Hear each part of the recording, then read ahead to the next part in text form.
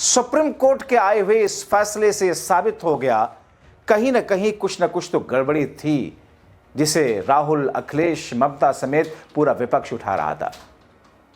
दोस्तों, खबर पे सीधे सीधे आते हैं। पश्चिम बंगाल में अब चुनाव आयोग के एसआईआर का कामकाज अब जज करेंगे। आप सुन के हैरान हो रहे होंगे, मगर दोस्तों यही सच है। चुनाव आयोग के अधिकारी, जिन चुनाव आयोग के अधिकारियों पर चुनाव आयोग के वरिष्ठ अधिकारियों का दबाव होता था, कितने बेलोस की जीवन लीला समाप्त हो गई। उन्होंने खुद से अपनी जिंदगी की डोर तोड़ दी। क्यों? क्योंकि वो बेलोस तो बेचारे टीचर होते हैं आमतौर पर, लेकिन उनके ऊपर जो अधिकारी हैं, चुनाव अधिकारी, उनके साथ किस तौर पर उत्पीड़न कर रहे थे। कई सारे लोगों की जीवन लीला समाप्त होने की खबरें आई। विपक्ष ने मुद्दा उठाया, चुनाव आयोग खामोश रहा, मस्त रहा। ज्ञानेश कुमार तो बस शेर व शायरी राजीव कुमार की तरह करते हुए दिखाई दिए। लेकिन दोस्तों, जब बंगाल में यह सब कुछ हो रहा था तो ममता बनर्जी छाती ठोक करके सुप्रीम कोर्ट पहुंची और उन्होंने जिस तरीके से खुद से सुप्रीम कोर्ट में एक वकील की भूमिका में उतर करके जिस तरीके से अपना पक्ष रखा, सबके सामने है।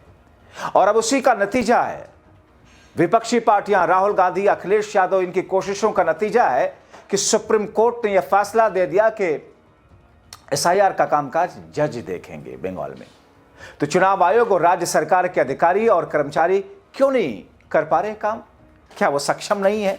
दरअसल सुप्रीम कोर्ट ने पश्चिम बंगाल में चल रही स्पेशल इंटेंसिव रिवीजन यानी कि एसआईआर पर न्यायिक निगरानी लगा दी है, क्योंकि सिर्फ इन पर आरोप नहीं लग रहे थे, बल्कि चुनाव आयोग के ऊपर जो आरोप लगे, सर्कमस्टेंशियल एविडेंस, जमीन पर देखने वाली चीजें बताती हैं कि चुनाव आयोग ने सत्ता पक्ष को जिताने के लिए एड़ी से चोटी का जोर लगाया।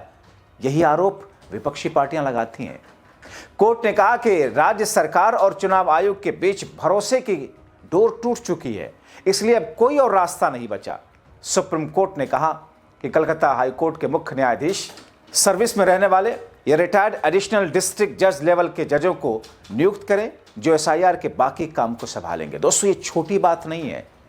भारतीय जनता पार्टी के खेमे में तो सन्नाटा सा मचा हुआ पसरा है, क्योंकि अगर जजेस की निगरानी में एसआईआर होने लगे तो फिर निष्पक्षता के साथ में ही होंगे। चुनाव आयोग के ऊपर धांधली के आरोप लगे और वो धांधली के आरोप कई जगहों पर सच साबित भी हुए, मगर चुनाव आयोग को ऐसी अपार शक्ति इस मोदी सरकार ने दे रखा है कि वो तो आते हैं बस और अपने हिसाब से अपनी कथा करके चले जाते हैं।